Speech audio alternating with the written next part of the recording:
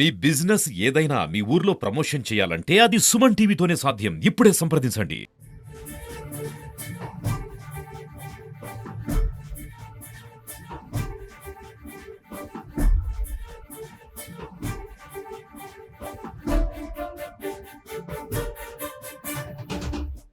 తిరుపతి జిల్లా సత్యవేడులో ఓ అమానుష్య ఘటన చోటు చేసుకుంది.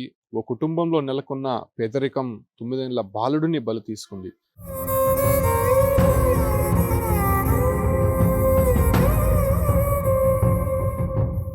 సత్యవేడు మండలం ఎన్ఆర్ అగ్రహారానికి చెందినటువంటి అంకమ్మ కొడుకు వెంకటేష్తో అక్కడే జీవనం సాగిస్తోంది. అయితే గూడూరులో తన మొదటి భర్త చనిపోవడంతో అక్కడికి వెళ్ళినటువంటి అంకమ్మకు అప్పులవారి బెడద ఎక్కువైంది.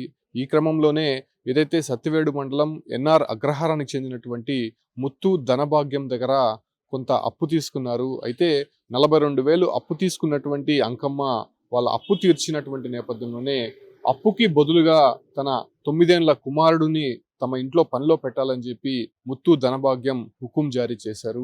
ఇంకా అంకమ్మ చేసేది ఏమీ లేక కొడుకు వెంకటేష్ను ముత్తు ధనభాగ్యం ఆయన కొడుకు రాజశేఖర్ వద్ద విడిచిపెట్టి తన బాకీ తీర్చిన వెంటనే తన కొడుకును అప్పచెప్పాలని చెప్పి కూడా ఆమె కోరింది. అయితే ఇవన్నీ జరిగిన తర్వాత దాదాపు ఒక నెల రోజుల పాటు ముత్తు ధనభాగ్యం రాజశేఖర్ అనేక సందర్భాల్లో వెంకటేష్ను హింసకు గురి చేశారు. తను బాతులు మేపడానికి వెంకటేష్ని పురమాయించి అక్కడ నుంచి ఒక్కొక్క ప్రాంతానికి తరలిస్తూ వెంకటేష్ ద్వారా వెట్టి చాకరీ చేయించారని చెప్పుకోవచ్చు. అయితే తరచూ వెంకటేష్ ఆరోగ్యం సరలేకపోయినా తిండి పెట్టకుండా అదే రకంగానే ఎండా వాన అని లేకుండా కూడా వెంకటేష్ని పలు ప్రాంతాలు తిప్పుతూ బాతులు మేపుతూ ఆ ఒక్క వ్యక్తిని నానా హింసకు గురి చేశారు.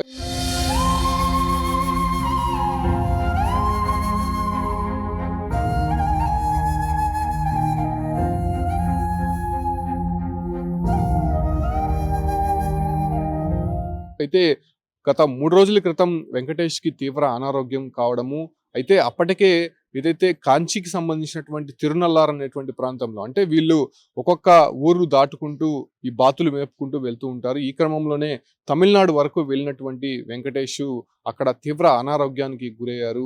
జాండీస్ కారణంగా ఒక్కసారిగా స్పృహ తప్పి పడిపోవడంతో అక్కడ ఉన్నటువంటి వెంకటేష్ను ముత్తు ధనభాగ్యం రాజశేఖర్ వీళ్ళు ముగ్గురు కూడా గుట్టుచప్పుడు కాకుండా ప్రైవేట్ ఆసుపత్రికి తీసుకొని వెళ్లారు. మనం ప్రైవేట్ హాస్పిటల్లో వెంకటేష్ ని తీసుకొచ్చినటువంటి దృశ్యాలు కూడా సీసీ ఫుటేజ్ లో క్లారిటీగా చూడొచ్చు. అయితే అక్కడ ట్రీట్మెంట్ అందించిన తర్వాత ఒక్కసారిగా వెంకటేష్ చనిపోయాడని చెప్పి డాక్టర్లు ధృవీకరించారు. ఈ క్రమంలోనే బయటికి తెలిస్తే ఇక పెద్ద రచ్చ అవుతుందని తెలిసి ముత్తు ధనభాగ్యం రాజశేఖర్ వీళ్ళు ముగ్గురు కూడా ఎవరికీ తెలియనటువంటి ప్రాంతంలో అంటే తమిళనాడు ప్రాంతంలో ఉన్నటువంటి పాలేరు నది అనేటువంటి ప్రాంతంలో ఏదైతే వెంకటేష్ను పూడ్చిపెట్టడం జరిగింది. పూడ్చిపెట్టిన తర్వాత ఏదైతే అంకమ్మ పలు సందర్భాల్లో కొడుకుని సంప్రదించాలి, కొడుకుని చూడాలని చెప్పి వీళ్ళని కలిసే ప్రయత్నం చేసింది. అయినప్పటికీ వెంకటేష్ ఎటో వెళ్ళిపోయాడు, మాకు కనిపించడం లేదు, తమ బాతులంతా కూడా అతను వదిలేసి వెళ్ళిపోయాడు అనేటువంటి విషయాన్ని వాళ్ళకి చెప్పారు. అయితే అంకమ్మకు వీళ్ళ ముగ్గురు పైన అనుమానం వచ్చినటువంటి నేపథ్యంలోనే పోలీసులకి సమాచారం ఇచ్చారు. పోలీసులు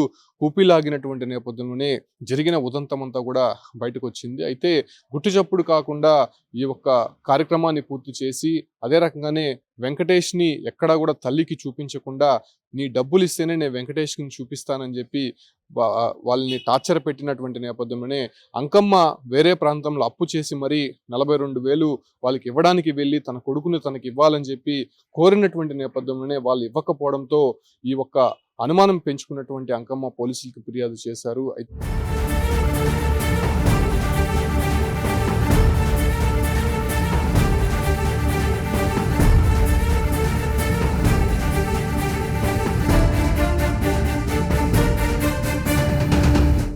ముత్తు ధనభాగ్యం రాజశేఖర్ను పోలీసులు స్టైల్లో విచారించడంతో ఒక్కసారిగా వాళ్ళు చేసినటువంటి ఉదంతమంతా ఒప్పుకున్నారు.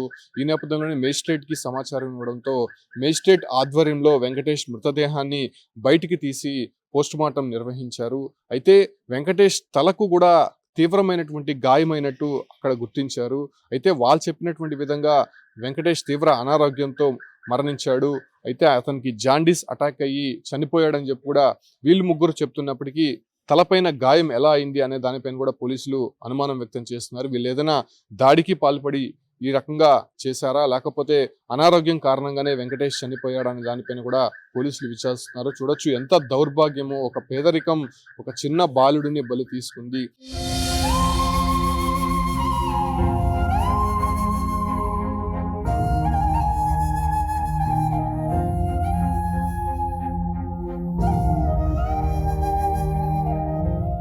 తల్లి ఆవేదన, దాదాపు 42,000 రూపాయలు తల్లి ఎలాగైనా సరే సమకూర్చి తన కొడుకుని విడిపించుకోవాలని చెప్పి వెళ్ళినటువంటి నేపథ్యంలోనే ఇలా కొడుకు చనిపోయాడని తెలియగానే ఒక్కసారిగా అంకమ్మ తల్లడిల్లిపోయింది.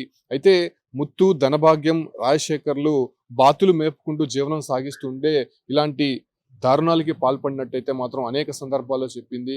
ఏదైతే వడ్డీలకి డబ్బులు ఇచ్చి వాళ్ళ దగ్గర నుంచి అధిక వడ్డీలు వసూలు చేయడమే కాకుండా ఏదైతే డబ్బులు తీసుకుంటున్న వారిని ఇలా వెట్టి చాకిరీ చేయించడము, వాళ్ళ పిల్లలని వీళ్ళ దగ్గర పెట్టుకొని పనులు చేయించుకోవడం సర్వసాధారణంగా వాళ్ళు చేస్తుండే పని అని చెప్పి కొంతమంది ఆరోపిస్తున్నటువంటి నేపథ్యంలోనే ఏదైతే ముత్తు, ధనభాగ్యం, రాజశేఖర్ల పైన అటు చైల్డ్ లేబర్ చట్టం కింద, అదే రకంగానే జువైనల్ యాక్ట్ కింద, నిర్బంధం కింద కేసులు నమోదు చేశారు. దాంతోపాటు కూడా వీళ్ళు గిరిజన కుటుంబానికి సంబంధించినటువంటి వ్యక్తులు కాబట్టి ఎస్సీ ఎస్టీ అల్ట్రాసిటీ కేసు కూడా నమోదు చేసినట్టయితే తెలుస్తుంది. ప్రస్తుతం ముగ్గురిని అదుపులోకి తీసుకున్నటువంటి నేపథ్యంలోనే అసలు వెంకటేష్ ఎలా చనిపోయాడు, వెంకటేష్ని నెల రోజుల పాటు ఏ ప్రాంతంలో తిప్పారు, అతన్ని ఎలా హింసించారు, ఎందుకు అతను హాస్పిటల్కి తీసుకువెళ్లారు అనే దానిపైన కూడా పోలీసులు విచారిస్తున్నారు. అయితే తల్లి అంకమ్మ కొడుకు మరణ వార్త విని ఒక్కసారిగా కుప్పకూలిపోయింది. దీంతో ఒకసారిగా ఆ గ్రామంలో అంతా కూడా విషాద ఛాయలు ఎలుముకున్నాయి. ఇలాంటి వ్యక్తులని ఖచ్చితంగా కఠినంగా శిక్షించాలని చెప్పి కూడా డిమాండ్లు వినిపిస్తున్నటువంటి నేపథ్యంలోనే పోలీసులు దీనిపైన ఎలా యాక్షన్ తీసుకోబోతున్నారు, వీళ్ళ ముగ్గురు పైన ఎలాంటి ట్రీట్మెంట్ ఇవ్వబోతున్నారు, అదే రకంగానే వెంకటేష్ కి జరిగినటువంటి అన్యాయం, వెంకటేష్ ఎలా చనిపోయాడు అనే దానిపైన కూడా ఎలాంటి విషయాలు బయటకు రాబోతున్నాయో వేచి చూడాల్సినటువంటి అంశంగా మారిందని చెప్పవచ్చు.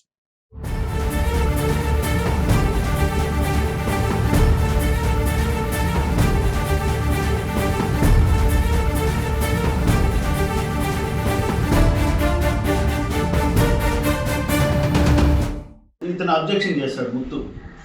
లేదు, నాకు 40,000 మీరు మొత్తము బాకీ ఉన్నారు, ఆ డబ్బులు కట్టమని ఒత్తిడి చేసినప్పుడు ఒత్తిడి చేసి, సరే మీ చిన్నబ్బాయి వెంకటేష్ని మా దగ్గరే పెట్టిపోండి, మిగతా డబ్బులు మళ్ళీ తెచ్చి కట్టినప్పుడు, బాకీ డబ్బులు కట్టినప్పుడు పిల్లోని తీసుకోండి అని చెప్తాడు ముత్తు. సరే నేను 10 రోజుల్లో వచ్చి డబ్బులు కట్టి మా అబ్బాయిని తీసుకుపోతానని తల్లి వెళ్ళిపోతుంది. పోయి ఒక 9 నెలలు డబ్బులు కుదరక రాలేకపోతుంది. అయితే ఈ అబ్బాయి ఆ ముత్తుతో పాటు బాతులు మేపుతా ఈ చుట్టుపక్కల పొలాల్లో ఉంటారు. ఉండి ఒక 3 months ముందు అలా కంచికి ఆ ఏరియాకి వెళ్ళటం జరుగుతుంది. ఆ ఏరియాలో బాతులు మేపుతా ఉంటారు. అయితే లాస్ట్ మంత్ 11వ తారీఖు, అంటే ఏప్రిల్ 11వ తారీఖు అతనికి బాగా తీవ్ర అస్వస్థత వచ్చి అబ్బాయికి అయినందుకు ఈ ముత్తు అతన్ని ఒక లింగా అనే హాస్పిటల్కి తీసుకొని చూపించడం జరుగుతుంది. చేపించినప్పుడు ఆ డాక్టర్ పరీక్ష చేసి ఇతనికి చాలా క్రానిక్ జాండీస్ జబ్బు, అంటే పచ్చకామర్లు అంటారు కదా, ఈ ప్రాబ్లం ఉంది ఇతనికి అని చెప్పి ఒక ప్రిస్క్రిప్షన్ రాస్తాడు, మెడిసిన్స్. అది తీసుకుని వెళ్తాడు. మళ్ళీ నెక్స్ట్ డే 12వ తారీఖు ఇంకా సీరియస్ అవుతుందని చెప్పి తీసుకొని వస్తాడు. తీసుకొచ్చినప్పుడు ఆ ఓఆర్ఎస్ తాగించి అతన్ని అడ్మిషన్ చేసుకుంటారు. చేసుకొని సెలైన్ ఎక్కించి ట్రీట్మెంట్ చేస్తుండగా సాయంత్రం అరౌండ్ 5 o'clock అబ్బాయి చనిపోతాడు. చనిపోయినప్పుడు బాడీని తీసుకొని అతను బాతులు మేపే ప్లేస్కి తీసుకెళ్తాడు. తీసుకెళ్ళి వాళ్ళ భార్యకి కొడుక్కి ఫోన్ చేసి ఇట్లా జరిగిందని చెప్పినప్పుడు వాళ్ళు ఈ సత్యవేడు నుంచి అక్కడ పోవడం జరుగుతుంది.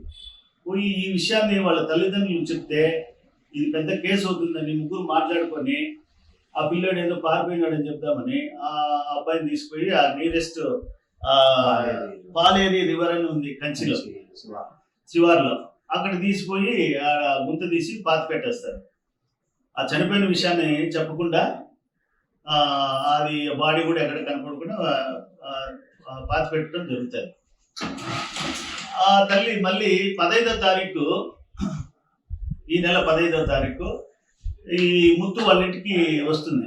వచ్చి నేను డబ్బులు తీసుకొచ్చినాను, మా అబ్బాయిని మాకు ఇవ్వండి అన్నప్పుడు, లేదు మీ అబ్బాయి మాకు చెప్పకుండా కూడా ఇల్లు వదిలి వెళ్ళిపోయినాడు, మా దగ్గర లేడు, పోతావా లేదా అని ఆ అమ్మాయిని ఆ కులం పేరుతో తిట్టి దూషించడం జరుగుతుంది. ఆవిడ వెళ్ళిపోయి మళ్ళీ 19వ తారీఖు వచ్చి ఇక్కడ సత్యవేడలో కేసు పెట్టడం జరుగుతుంది. అందులో భాగంగా దర్యాప్తులో భాగంగా నిన్న దినం 21వ తారీఖు మార్నింగ్ మనకి రాబడిన సమాచారం మేరకు ఆ ముగ్గురు ముద్దాయిల గురించి 8 o'clock వాళ్ళని మనం కస్టడీకి తీసుకొని విచారించినప్పుడు వాళ్ళు ఈ ఎంటైర్ స్టోరీ అంతా చెప్తారు. ఆ అబ్బాయి హెల్త్ బాగలేనప్పుడు హాస్పిటల్ తీసుకుపోయినాము, ఇట్లా అబ్బాయి చనిపోతాడు, మేము ఎవరు చెప్పకుండా వాళ్ళని అక్కడ కూర్చోబెడతాము, వస్తే చూపిస్తాము బాడీ ఎక్కడ అని చెప్పేసి చెప్తే వాళ్ళని తీసుకొని నేను మా సిఐ గారు ఎస్ఐ టీము అంతా అక్కడికి కంచికి వెళ్ళటం జరుగుతుంది, ఆ పూడ్చిపెట్టిన ప్లేస్కి. పోతే అక్కడ చూపిస్తారు. అక్కడ వెంటనే ఆర్డీఓ గారికి, అక్కడ సబ్ కలెక్టర్ గారికి, ఆడ తహసీల్దార్కి, కన్సర్న్ పోలీస్ ఆఫీసర్లకు అంతా రిక్వెషన్లు ఇచ్చి దాంట్లో బాడీ ఎగ్జిమ్ చేయమని చెప్పి, శవపంచనం జరపమని చెప్పి రిక్వెషన్లు ఇవ్వడం జరిగింది. ఆ కోరిక మేరకు వాళ్ళు అక్కడికి వచ్చి బాడీని ఎగ్జిమ్ చేసి ఇంక్వెస్ట్ పెట్టడం జరిగింది. అప్పుడు ఆ అబ్బాయి శవాన్ని కూడా తల్లి చూసి ఆ బట్టలను బట్టి ఈ blue drawer, red T shirt అదంతా చూసి తల్లి గుర్తుపెట్టారు వాళ్ళ అబ్బాయిని. కాబట్టి దాంట్లో నిర్ధారించి వీళ్ళు ముగ్గురు ఈ నేరం చేసినారని ప్రూవ్ అయినందున వాళ్ళ సాయంత్రం అరెస్ట్ చేసి వాళ్ళని తీసుకురావడం జరిగింది.